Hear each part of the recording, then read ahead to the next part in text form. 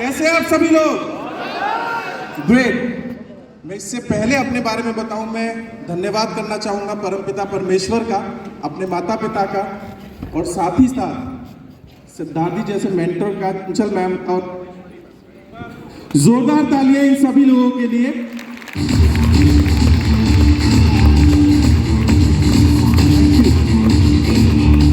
Thank you so much. दोस्तों, मेरा नाम राजीव शर्मा है। इससे पहले मैं अपने बारे में बताऊं, मैं थोड़ा जानना चाहूंगा आप लोगों के बारे में। कितने लोग ऐसे हैं जो पहली बार इस इवेंट को अटेंड कर रहे हैं? एक बार हाथ खड़ा करेंगे। ग्रेट। हमारे मेहमानों का स्वागत कैसे होना चाहिए? जोरदार तालियों के साथ। वाओ। जन्म हुआ और एक मिडिल क्लास फैमिली में अक्सर बच्चों का जो टारगेट होता है वो ये होता है कि पढ़ लिख करके एक अच्छी नौकरी हमें मिल जाए। यस और नो? क्योंकि बिजनेस करने लायक पूंजी हमारे पास होती नहीं है, ना अनुभव होता। हमारे आसपास जितने भी लोग होते हैं वो ज्यादातर जॉब को अपना कैरियर बनाते हैं, अच्छे से पढ़ने लिखने की कोशिश करते हैं। जो पढ़ लिख जाते हैं उन्हें अच्छी नौकरी मिल जाती है, और जो नहीं पढ़ लिख पाते वो कुछ और ट्राई करते हैं। मेरा जन्म भी एक मिडिल क्लास फैमिली में हुआ। मेरे चाचा जी डॉक्टर थे, मेरे पिताजी टीचर और मेरे दादाजी प्रिंसिपल थे। और उन सभी ने मुझे बचपन से सिखाया कि पढ़ो लिखो, मेहनत करो और एक अच्छी नौकरी जल्दी से जल्दी हासिल करो, जिससे लाइफ में तुम सेटल हो जाओ। इसी सीरीज में बचपन चूंकि गांव में बीता था तो बहुत ज्यादा सीरियस नहीं थे, मौज मस्ती हुई। पिताजी की जॉब लगी दिल्ली, वो दिल्ली शिफ्ट हो गए और उनके साथ हम भी दिल्ली आ गए। बहुत सारे लोग यहाँ होंगे जो यूपी से या बिहार से या कहीं और से यहाँ दिल्ली में माइग्रेंट हैं। है कुछ लोग ऐसे? क्या बात है। वो सभी लोग जानते होंगे कि जब हम दिल्ली आते हैं अपॉर्चुनिटी के लिए, या मुंबई जाते हैं, कलकत्ता जाते हैं, तो सबसे पहले हमारी प्रायोरिटी होती है कि हमारा एक मकान हो, हम दिल्ली में सेटल हो जाएं। तो मेरे जो पेरेंट्स थे उनकी भी यही कोशिश थी कि बच्चे अच्छे से पढ़ लिख लें और एक मकान अपना हो जाए। तो इसी उधेड़बुन में बचपन कब निकला पता नहीं लगा। पेरेंट्स जो भी कमाते थे वो सारा कुछ खर्च होता था हमारी एजुकेशन के ऊपर, मकान बनाने के ऊपर। ना तो हमारे सपने कभी पूरे हुए और ना ही हमारे पेरेंट्स के सपने कभी पूरे हुए। और अक्सर एक मिडिल क्लास फैमिली की जिंदगी शायद ऐसे ही बीतती है। यस और नो? उन्होंने कभी अपने लिए अच्छे कपड़े नहीं खरीदे, वो कहीं घूमने नहीं गए। उनकी कोशिश सिर्फ यही होती थी कि कैसे भी करके एक घर बन जाए और हमारे बच्चे अच्छे से सेटल हो जाए। और शायद हम सभी लोगों के पेरेंट्स ने ये पेन हम लोगों के लिए लिया है। इसीलिए कहा जाता है दोस्तों, हम किसी का भी कर्जा चुका सकते हैं, अपने पेरेंट्स का कभी कर्जा नहीं चुका सकते। हमें मिला वेस्टीज। वेस्टीज के लिए मैं वंस अगेन थैंक्स बोलना चाहूंगा विवेक सक्सेना जी को और जयवीर जी को, जिनके माध्यम से हमें वेस्टीज बिजनेस जानने का मौका मिला। 2012 में जब हमारी कंपनी बंद हुई थी और हम सभी लोग सड़कों पे धरने दे रहे थे, वापस उसे खुलवाने की कोशिश कर रहे थे, तब जयवीर जी और विवेक सर ने हमें वेस्टीज बिजनेस के बारे में बताया। और उन्होंने सिंपल कुछ चीजें वो बताई जिनकी वजह से हमारी वहां ग्रोथ नहीं हो रही थी। इसके बाद विवेक जी ने हम पांचों साथियों को, ये पांचों साथी, हम पांचों ने मिलकर साथ में प्लान देखा विवेक जी से। उन्होंने हमारी मुलाकात करवाई सिद्धार्थ जी से, और उस समय 19 लाख समथिंग का पे आउट सिद्धार्थ जी का था। और यकीन मानिए, हमारी उस कंपनी जहां हम पहले काम करते थे, जो टॉप आईटी थी, उनका भी चेक इतना नहीं था। सच बात बताऊं तो यकीन नहीं हुआ था कि 19 लाख रुपए एक महीने में भी कमाए जा सकते हैं, ऐसा यकीन नहीं हुआ। तो सिद्धार्थ जी की एक फाइल हुआ करती थी जो हमारी पूरी टीम में डुप्लीकेट हुई। हमने अपने सारे नेटवर्क को वो फाइलें दी। सिद्धार्थ जी से बात हुई, उनसे बात करके कुछ बेसिक चीजों के बारे में जानकारी मिली। एक चीज जो मैं आज आप लोगों को शेयर करना चाहूंगा पहली मीटिंग का, अक्सर जब हम नेटवर्कर से मिलते थे या अन्य कंपनी के लोगों से मिला करते थे तो एक फीलिंग आती थी कि वो चापलूसी कर रहे हैं या रिक्वेस्ट कर रहे हैं। लेकिन जब सिद्धार्थ जी से पहली बार मुलाकात हुई, प्रीतम जी भी साथ में थे उस दिन ओखला ऑफिस में, तो बड़े स्ट्रेट फॉरवर्ड उन्होंने कुछ चीजें शेयर की और बड़े स्ट्रेट फॉरवर्ड तरीके से सारे सवालों के जवाब दिए। और इत्तेफाक से उस दिन 5 मार्च का दिन था, बाली सर का भी बर्थडे था, और फॉर्चुनेटली हमें बाली सर, दीपक सर सबसे एक साथ मिलने का मौका मिला। जिस समय हम मैनेजमेंट से मिलने गए थे, सिद्धार्थ जी और मैनेजमेंट मेरे बाली सर से मिले, उस समय मन में एक डाउट था कि हम तो मेहनत करने के लिए तैयार हैं, लेकिन जैसे ही मेहनत करके हम नेटवर्क बनाते हैं वो कंपनी बंद हो जाती है। अगर यहां भी ऐसा हुआ तो क्या होगा? और उस समय बाली सर ने हमें एक बुक दिखाई थी, एटर्निटी। आप में से बहुत सारे लोगों ने शायद देखा होगा। एटर्निटी का मतलब होता है अनंत। बाली सर ने वो सिस्टम्स बताए, वो चीजें बताई कि किस वजह से पूरी दुनिया की जो कंपनियां हैं, नेटवर्क मार्केटिंग कंपनीज, वो बंद होती हैं तो क्यों होती हैं, और वेस्टीज अगर अनंत तक चलने वाली है तो वो क्या चीजें हैं जिनकी वजह से चलेगी। वो सारी चीजें जब बाली सर ने हमें शेयर की, बाली सर ने हमें मार्केटिंग प्लान के बारे में बताया। उन्होंने बताया कि यहाँ कितना बड़ा पैसा आप कमा सकते हैं, कितनी बड़ी वेल्थ इस प्लान के अंदर छिपी हुई है। अक्सर जितने भी मार्केटिंग प्लान होते हैं वहां इनिशियली कुछ पैसा देख करके लोग कंफ्यूज हो जाते हैं, लेकिन वेस्टीज का जो मार्केटिंग प्लान है दोस्तों, वो एक ऐसा मार्केटिंग प्लान है जिसे एक कैरियर के रूप में अगर हम एडॉप्ट करते हैं तो ये पैसा नहीं देता, ये वेल्थ देता है।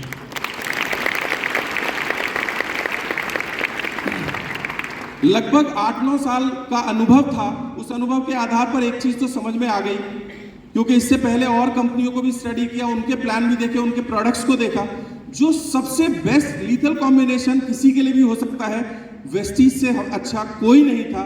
दोस्तों उसी दिन कमिटमेंट लिया हम 5 लोगों ने कि वेस्टीज बिजनेस में हम काम करेंगे, कोशिश करेंगे और सबसे बड़ा नेटवर्क बनाएंगे। और दोस्तों वो सपना सच भी हुआ। सिद्धार्थ जी और विवेक सर से तो खैर कुछ हो नहीं सकता, लेकिन उसके बाद ग्लोरीज आज पूरे हिंदुस्तान में सबसे बड़ा नेटवर्क है, और ये सब नतीजा है ब्लेसिंग्स का, सिद्धार्थ जी और मैनेजमेंट का। काम करना शुरू किया। देखो दोस्तों, डिसीजन लेने में कभी कोई पंगा नहीं होता। नेक्स्ट पंगा होता है जब हम काम करना शुरू करते हैं। असली चैलेंजेस हमें तब आते हैं जब हम काम करना शुरू करते हैं, और उससे भी ज्यादा दिक्कत कब आती है, जब हम अपना पुराना ज्ञान नई जगह लगाते हैं। राइट? हम अपनी पुरानी नॉलेज, पुरानी सारी चीजों को वेस्टीज में लगा रहे थे। कंफ्यूजन थे बहुत ज्यादा जब हमने काम करना शुरू किया, क्योंकि इससे पहले हम नॉर्मल प्रोडक्ट के ऊपर काम करते थे, यहां हमें सप्लीमेंट्स के ऊपर काम करना था। थोड़ा सा कंफ्यूजन था, शुरुआत में बड़े चैलेंजेस फेस करने पड़े। हमें प्रोडक्ट के बारे में इंफॉर्मेशन नहीं हुआ करती थी। विवेक सर से रात रात को फोन पे बात करके प्रोडक्ट के बारे में समझा करते थे, क्योंकि अक्सर एक ह्यूमन साइकोलॉजी है, कैप्सूल देख के आदमी डर जाता है। नए आदमी को कभी भी देखेंगे, वो प्रोडक्ट जब परचेज करते हैं तो वो कंज्यूमेबल्स तो बहुत आसानी से खरीदते हैं, लेकिन जब बात कैप्सूल की आती है तो वो थोड़ा सा डर जाते हैं। ये हमारे साथ भी हुआ। शुरू में जब काम करना शुरू किया तो हम नेटवर्क कम बना रहे थे, हम हकीम उस्मानी ज्यादा बन रहे थे। हमारी प्रोस्पेक्टिंग कैसे होती थी, तुम्हारे घर में कोई बीमार तो नहीं। हम नेटवर्क ना बना करके बीमारों की फौज ढूंढना शुरू कर दिया, और जो हमने गलती से किया वो हमारे नेटवर्क ने भी करना शुरू कर दिया। हम गांव में जाया करते थे प्लान दिखाने के लिए, तो अक्सर ये हालत होती थी, हम किसी स्कूल में बैठा करते थे और लड़खड़ाते हुए टूटे फूटे लोगों को हमारे सामने लाया जाया करता था कि जी इन्हें कैंसर है, इनको दमा है, इनको टीबी है, इनका इलाज करो। अब शुरू में चूंकि अपना ज्ञान लगा रहे थे, अपनी नॉलेज लगा रहे थे, शुरुआत में आदमी अपना ही नॉलेज लगाता है और अपना ही ज्ञान लगाता है। उसे कितना भी समझाने की कोशिश करो, जब तक वो अपना पूरा ज्ञान लगा के थक नहीं जाता, वो करेगा अपने हिसाब से ही। यही गलती हम लोगों से हो रही थी। हम घर घर जाकर के प्लान दिखाते थे, दवाइयां बेचते थे और बीमारों को ठीक किया करते थे। कुछ केस ठीक होते थे, कुछ कभी बिगड़ भी जाया करते थे, हमारी वजह से नहीं, उन्हीं की वजह से। और कई बार तो बड़ी अजीब अजीब सिचुएशन हम लोगों के साथ में हुई। गिरी जी और मैं त्रिलोकपुरी जाया करते थे प्लान दिखाने के लिए, तो वहां पार्क में बैठ के प्लान दिखाते थे। पैसे थे नहीं शुरू में, तो एक अम्मा थी जो प्रेस करती थी वहां। अब वही बैठ के हम प्लान दिखाते थे, तो अम्मा सुनती रहती थी सारी बातें। तो एक दिन वो बोली, बेटा मेरे घुटने में बड़ा दर्द रहता है, तुम्हारे पास कोई दवाई है? तो हमने उन्हें ग्लूकोजामाइन, कैल्शियम और फ्लैक्स ऑयल दे दिए और जल्दी में तो चले गए। 2 या 3 दिन बाद फिर प्लान दिखाने आए, तो वो अम्मा कहती है, बेटा वो जो पुड़िया सी थी उसमें जो दाने दाने से थे वो तो मैंने खा लिए पानी के साथ। ये गोली कैसे कैसे लेनी है। मैंने तुरंत विवेक सर को फोन किया, मैंने कहा सर एक अम्मा ने वो पुड़िया की गोली खा ली है। अब वो बहुत देर तक हंसे। मैंने कहा हंसो मत, कुछ उल्टा सीधा तो नहीं हो जाएगा उसे। उन्होंने बोला नहीं कुछ नहीं होगा, लेकिन कोशिश करो ऐसे पंगे ना हो। तो कई बार ऐसी स्थिति और परिस्थिति हमारे पास बन जाया करती थी। मैं सब क्यों शेयर कर रहा हूं, क्योंकि ये शायद आप लोगों के साथ भी हो सकता है, और ये वो टाइम था जब हमें इन सब चीजों की नॉलेज नहीं थी। दोस्तों ऐसी किसी भी ऑकवर्ड सिचुएशन से अगर हमें बचना है तो हमें जल्दी से जल्दी इन प्रोडक्ट्स के बारे में इंफॉर्मेशन और नॉलेज लेनी है, क्योंकि वेस्टीज के प्रोडक्ट इतने जबरदस्त हैं, इतने कमाल के हैं। अगर इन्हें सही तरीके से दिया जाए, वो दिन और आज का दिन है दोस्तों जब ट्रेनिंग लेना शुरू करा, ट्रेनिंग्स अटेंड करना शुरू करा। आज न जाने ऐसे कितने लोग हैं जो वेस्टीज के प्रोडक्ट्स की बदौलत पूरी तरीके से स्वस्थ हो चुके हैं। एनीवेज, मतलब शुरू में फंबल परेशानी सबके साथ होती है, और हर आदमी शुरुआत में चैलेंजेस से होकर के ही आगे निकलता है। प्रेजेंटेशन देनी नहीं आती थी, या प्रोजेक्टर के थ्रू प्रेजेंटेशन होती थी, डेमोन्स्ट्रेशन सीखे, शुरू में बड़े पंगे हुए। और ये सारे पंगे पता क्यों हो रहे थे? क्योंकि अपनी बुद्धि ज्यादा लगाई जा रही थी। दोस्तों इसके बाद सिद्धार्थ जी ने दिल्ली में आईटीओ पर सीएनटी और सक्सेस सेमिनार करना चालू किया, और उस एजुकेशन सिस्टम का पार्ट हम लोगों ने बनना शुरू किया। आईटीओ सीएनटी पर हम लोग, हमारा नियम होता था, आईटीओ सीएनटी संडे को हुआ करती थी, हम ज्यादा से ज्यादा लोगों को आईटीओ लेकर जाया करते थे, और वहां से 2-2, 4-4, 5-5 जो भी जितने पैसे होते थे उतने एडवांस टिकट लेके आया करते थे। होम मीटिंग्स करते थे, और हर आदमी को ज्वाइन कराने से पहले वो पासिस दिया करते थे। वो पासिस जब खत्म हो जाते थे तो एवरी संडे जितने हम परचेज कर सकते हैं उतने लेके आया करते थे। और ये आगे के जितने लोग बैठे हुए हैं, जितने भी लोग हैं, जितने भी सफल लोग हैं, ये सभी लोग प्रोडक्ट हैं उसी सक्सेस सेमिनार और उसी आईटीओ सीएनटी का। इस बिजनेस में ये तो सब बताते हैं कि क्या करना है, ये बहुत कम लोग बताते हैं कि क्या नहीं करना है। कई बार हम वो सारी चीजें कर रहे होते हैं जो हमारे बिजनेस को खराब करने में पूरी भूमिका अदा करती है। दोस्तों यही रोल आता है एजुकेशन सिस्टम का। प्रोडक्ट बनाना कोई मुश्किल काम नहीं है, कोई भी कंपनी प्रोडक्ट बना सकती है और उन्हें इस तरीके से डिजाइन कर सकती है। आप देखो ना कितनी सारी कंपनी आती हैं जो वेस्टीज के प्रोडक्ट को कॉपी करती हैं, लेकिन क्या वो कंपनियां इतनी सफल हो पाई? कंपनी तो छोड़ दो, बहुत सारे लीडर वेस्टीज में आते हैं कंपटीशन करने सिद्धार्थ जी से। राइट? एक सही एजुकेशन सिस्टम, एक सही गाइडेंस और एक सही एजुकेशन अगर हमें मिलनी शुरू होती है, और ना सिर्फ हमें बल्कि हमारे पूरे नेटवर्क को जब एक साथ मिलना शुरू होती है, तब हमारे नेटवर्क में मल्टीपल लेवल की ग्रोथ आती है।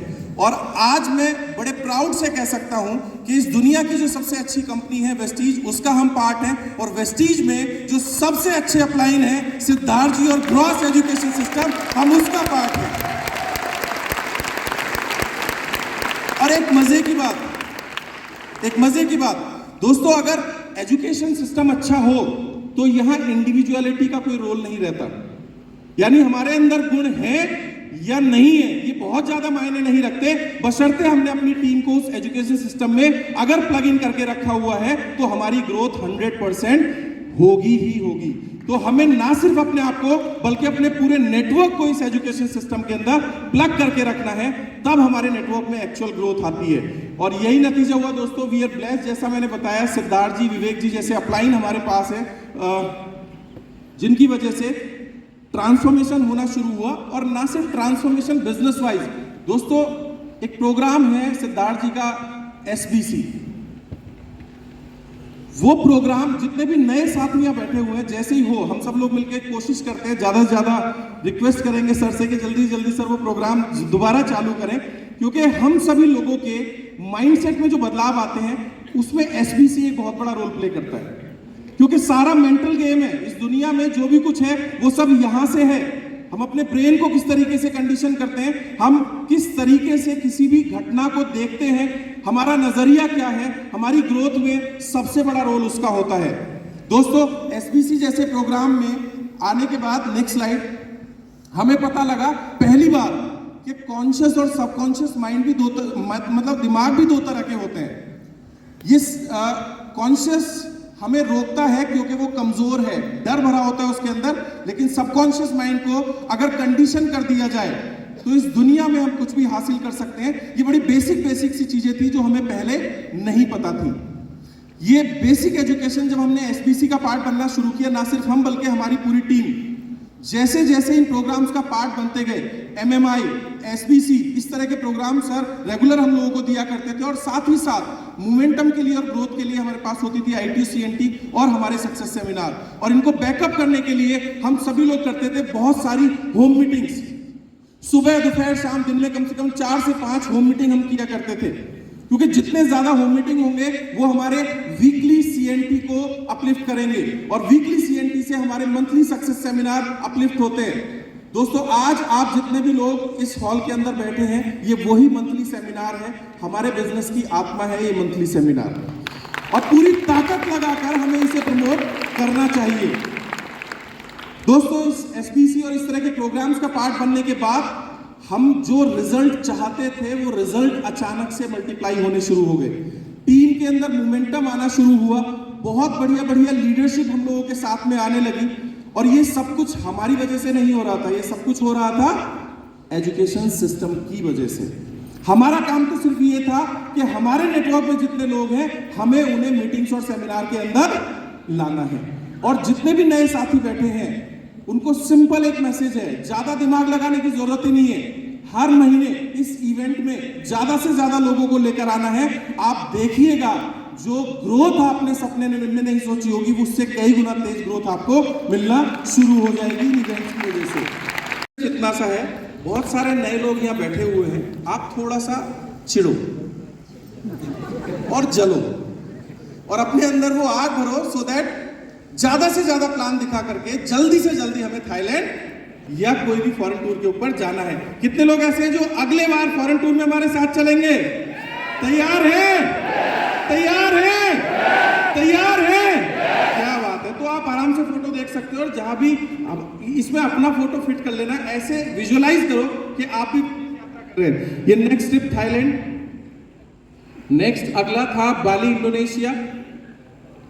ये इस बार मैं भाई को भी साथ में लेके गया। बहुत मस्ती करते हैं हम लोग, जितने भी फॉरेन टूर्स होते हैं वहां बहुत मस्ती करते हैं। देखिए, बाली में एक बहुत अच्छा मंदिर था। नेक्स्ट,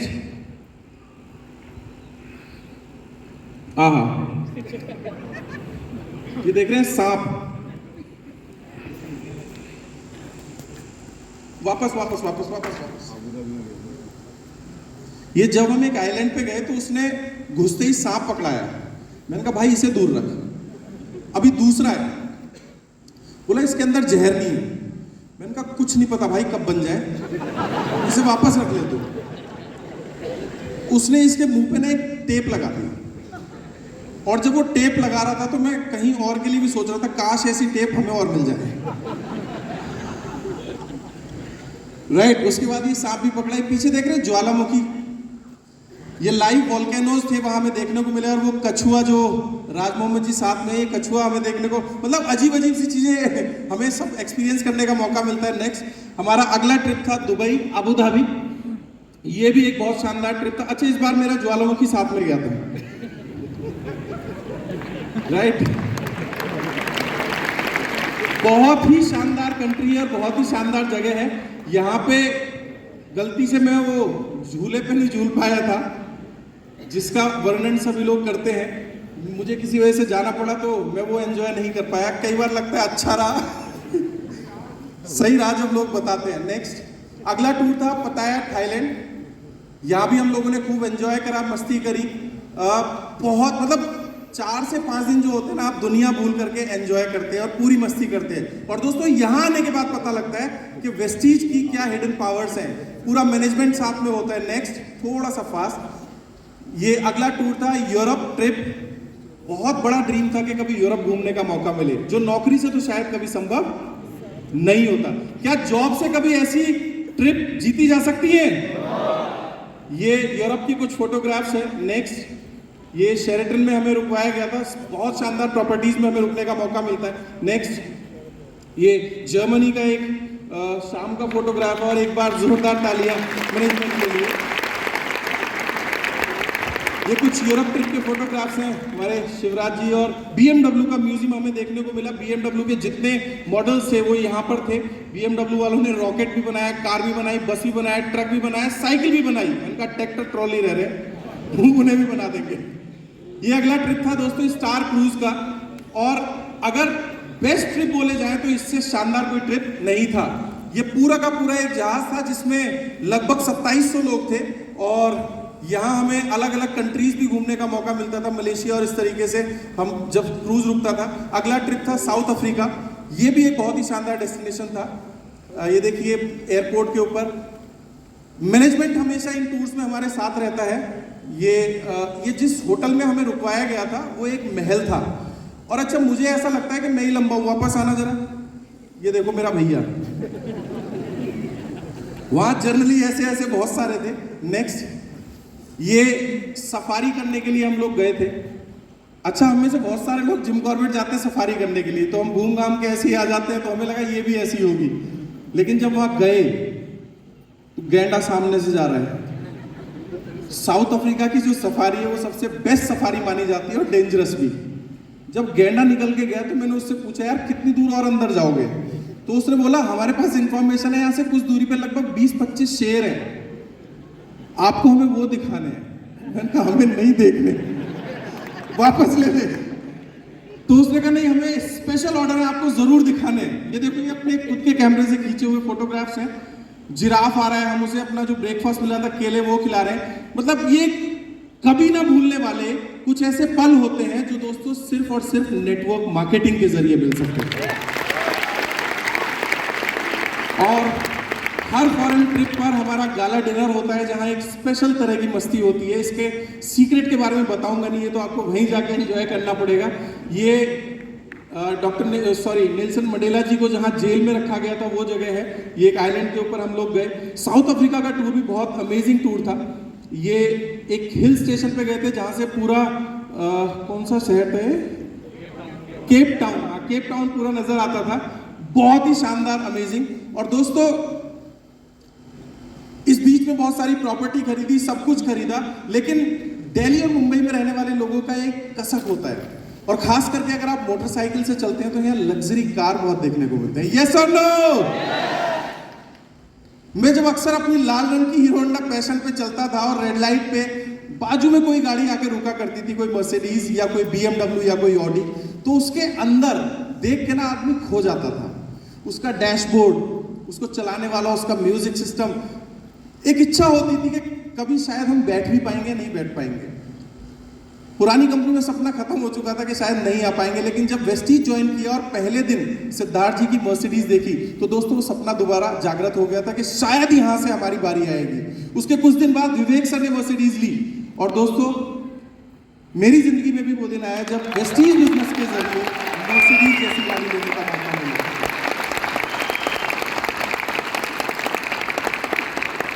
एक आम आदमी के लिए जो जॉब करता हो ये किसी सपने से कम नहीं है। यस और नो? क्योंकि एक मध्यम वर्गीय परिवार, एक मिडिल क्लास जो जॉब करने वाला इंसान होता है, उसका जो सैलरी होता है, उस सैलरी का बजट पिछले महीने ही बन चुका होता है, और 5 या 6 तारीख तक आते आते वो पूरी सैलरी खत्म हो चुकी होती है। तो मर्सिडीज जैसी चीज तो वो सोच भी नहीं सकता। दोस्तों इस बिजनेस के जरिए लाखों रुपए की इनकम देखी, विदेश यात्राएं देखी, मर्सिडीज जैसी गाड़ी देखी, और बहुत कुछ देखा। ये सब कुछ संभव है, और मैं तो ये कहूंगा हमारे सपने छोटे पड़ सकते हैं, लेकिन अचीवमेंट आती रहेगी, आती रहेगी, आती रहेगी, आती रहेगी। क्या आप सब लोग भी तैयार हैं ये अचीवमेंट के लिए? आप लोग भी अपने लिए ड्रीम कार लेना चाहते हैं? क्या आप भी अपनी फैमिली के साथ विदेश यात्राएं करना चाहते हैं? क्या आप भी लाखों रुपए महीने की इनकम लेना चाहते हैं? उसके लिए कमिटमेंट के साथ हमें 2 से 5 साल का समय 100% कमिटमेंट के साथ देना होगा। क्या उसे देने के लिए तैयार हैं? यस।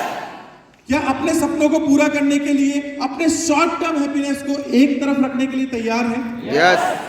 इसके लिए हमें क्या करना है और कैसे करना है वो मैं आने वाले 1 घंटे के अंदर आप लोगों से शेयर करूंगा। क्या वो जानने के लिए तैयार हैं? ग्रेट। तो दोस्तों आगे चलते हैं।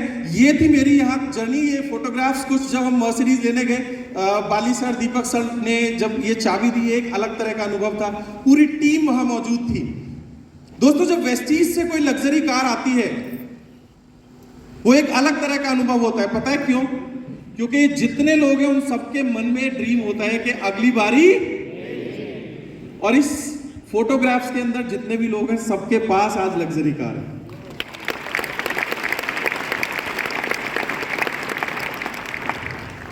वो मर्सिडीज वाला बोल रहा था कि यार तुम इतनी भीड़ लाते कहां से हो? मैंने उसको बोला चोरी छुपे आए तो इतने आए हैं, बता दिया होता तो जाम लग गया होता। और अक्सर जब वेस्टीज की गाड़ियों की डिलीवरी होती है तो रोड पे जाम लगते हैं। दोस्तों ये एक अलग तरह का अनुभव है जहां लोग दिल से दुआएं देते हैं, और शायद यही कारण है कि उन लोगों की भी लग्जरी कार यहाँ आती है। कुछ फोटोग्राफ्स हैं, फैमिली के लोग, टीम के लोग सब साथ में थे और एंजॉय कर रहे थे। और सबसे बड़ी बात, इन सभी की आंखों में एक उम्मीद थी कि आने वाले टाइम पे हम लोग भी ये कार लेंगे। आप जितना बड़ा सपना देख सकते हैं आप देख लीजिए, क्योंकि वेस्टीज बिजनेस के अंदर वो ताकत है कि आपके हर सपने को वो पूरा कर सकती है।